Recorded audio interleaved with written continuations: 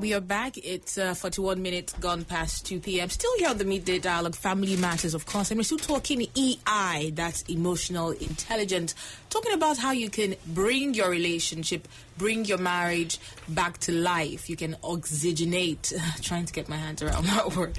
Oxygenation. Yeah, your marriage and your relationship. And of course, we still have in the studio with us Pastors Wisdom and Favor Osiri. Thank you so much for joining us once again. Thank you. Okay, so let's go back to where we left off before we went on the break. Okay, we've said about 3 things already, or 4. The next one is to give your spouse the freedom to try new challenges. Now, what that means is that, in the journey of life, and as you're relating in the adventure of marriage, somebody will try to do something, and then if the person didn't get it the way you planned or you wanted it to be, there's this tendency for you to kind of clamp on the person, try to categorize that person. You never do anything good. There's no need. There's no need to think of. There's no need to think of. There's no need of trying again. This is just who you are. It's unfortunate. And so once you have that mind, you're not being intelligent. Okay. What you're trying to do is to categorize this person, file the person away. What you rather want to do is to encourage and say, you know what, you may have tried. Maybe somebody from Adora's place trying to cook Mary Ann's favorite soup from the village, or try to cook the one from your place. They say, this bitter leaf soup you put cooking up. Yes.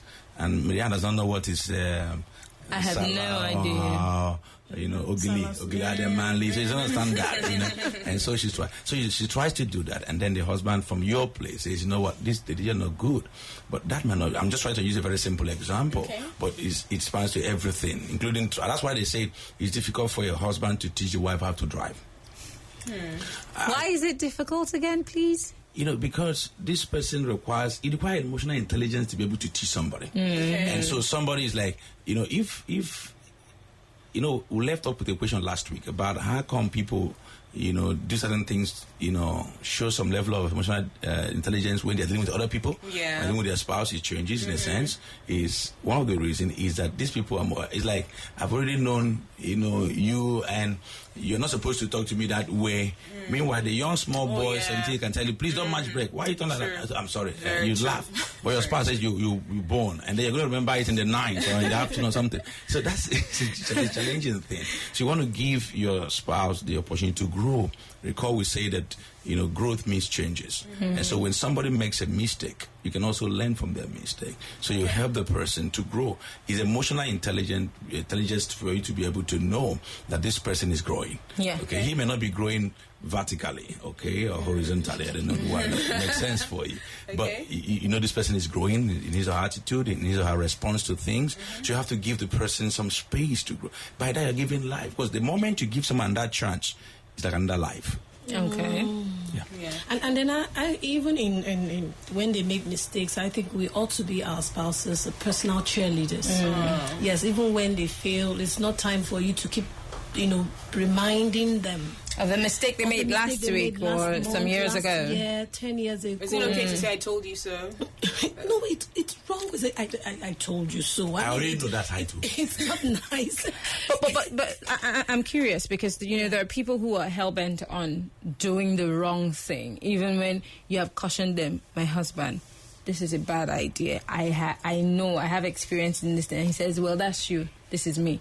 And then when he makes the mistake, can you not say, honey, I love you, but I told you so? No, it's actually good to discuss it, but not that you say it in a manner. Maybe is it about the way you say it's about the way you say it, because okay. you say it in so I can even kiss my husband and say I love you for this mistake, but I told you so.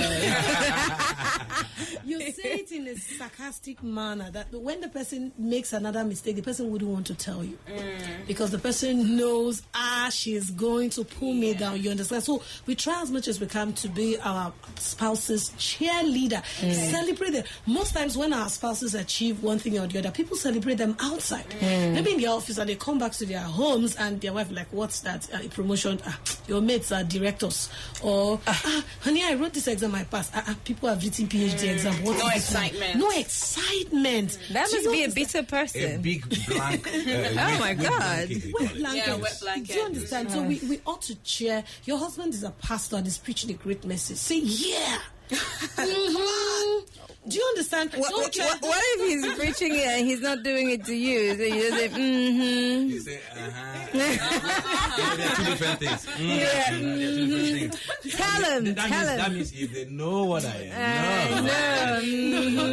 But you know, the interesting thing is you might even have code words, you know, to let him know that if he's preaching and it's not going the right way, when you say, he will know that, okay. I need to change dimension. Exactly. So what we're actually saying, cheer your partner up. So bring life into your relationship. Relationship does not have to be boring.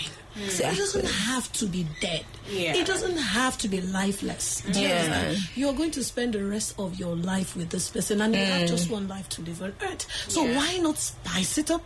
And thank God by next week we're getting into the mood of Valentine, celebrating love. Well, it's this week actually. This week. So I think it's another time for Well, that's people. next week, yeah. I think celebrating love shouldn't just be February 14th. It should be something that happens every day. all Seconded the by me. time, every day, and not just you waiting for a one particular day to do that. No, so it's something that it's a lifestyle. Yeah, true. It's a lifestyle. When the going is good, when the going is tough, you're there for one another. Yeah. Very true. Yeah. Okay, so in a case where in a situation where you have a partner who, I'm trying not to use the word selfish, but it is somewhat selfish, only wants to be celebrated but does not know how to celebrate you, does not know how to cheer you when it's your turn. How emotionally intelligent do you have to be to deal with that person? Okay. I call that kind of thing, you have to, my wife used to laugh when I say that. I mean, there's some people that require expert handling.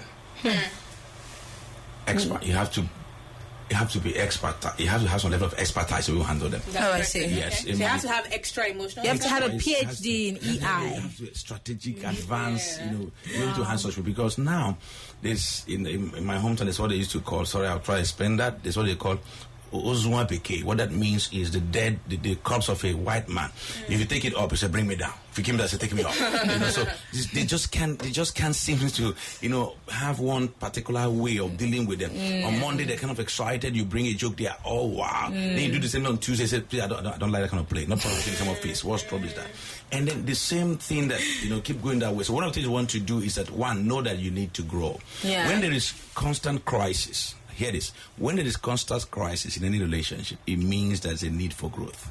It's time to There is grow. constant crisis. It means there's a need for growth. Because when you grow, your reaction to things will change.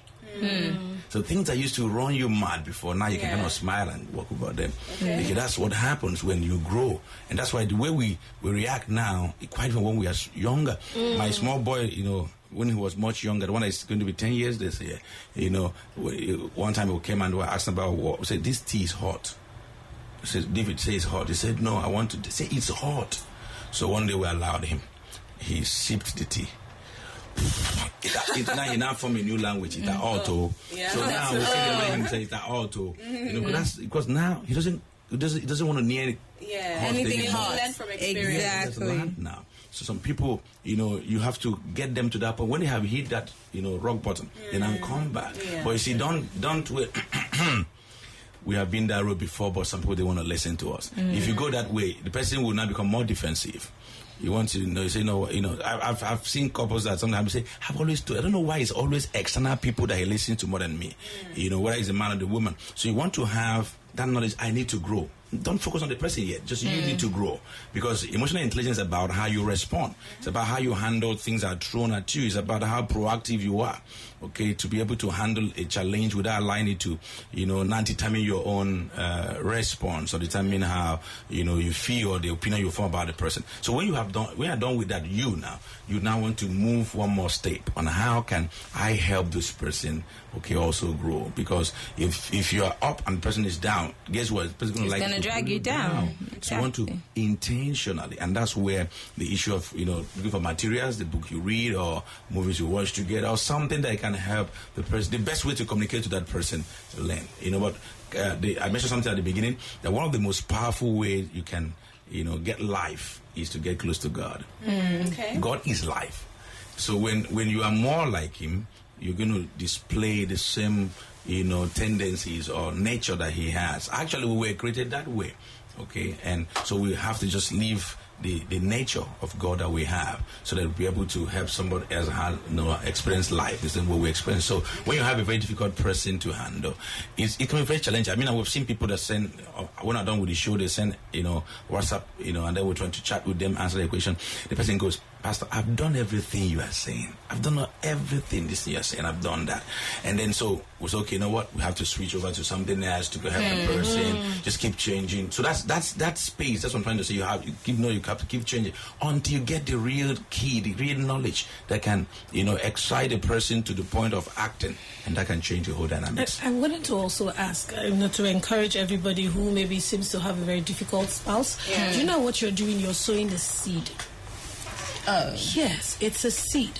And sometimes it takes a while for a seed to germinate in the ground. And so if you're always being nice, very nice to your spouse, very nice, it's only going to take a matter of time for the person to switch around.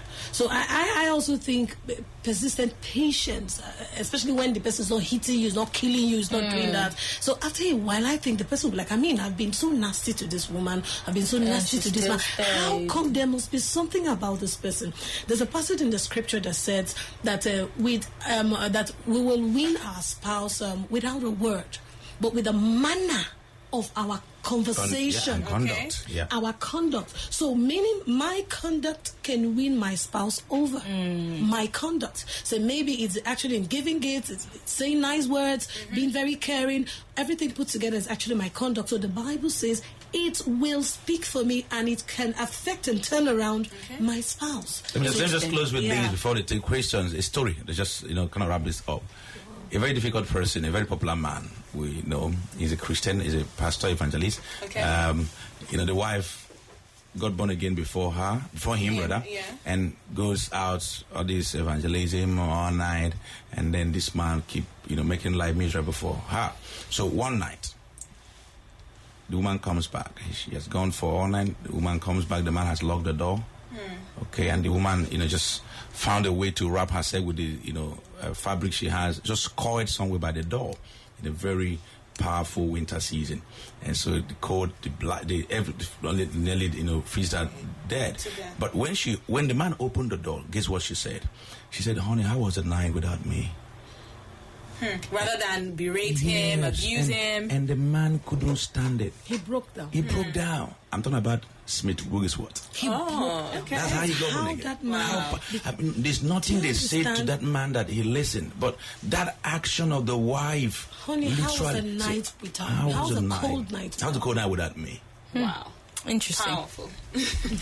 Well, you said example of weighing someone with your actions and not your words. Yeah, I mean, there's a scripture. I might not necessarily remember everything, but they say a harsh word does something, and it's Proverbs. I think maybe it's Proverbs 15:1. Yeah, the harsh words can stir up anger, but it can diffuses that we said. Exactly. So I mean, sometimes we need to stop, think before we speak. Exactly. Absolutely. Very important. Many people talk before they even start thinking. Exactly. Yeah, very true. All right, we have about 60 minutes before the bottom of the hour. We're going to open up the phone lines to take just maybe one question, at least one question or a comment. So join the conversation, 084-461-923, 080-959-75764, 080-999-14826, 08000 Nigeria info. The ladies, 0807-123-0253, and you can, 08071832977 for the ladies, and on WhatsApp, 0809306416. And you can tweet at us on Twitter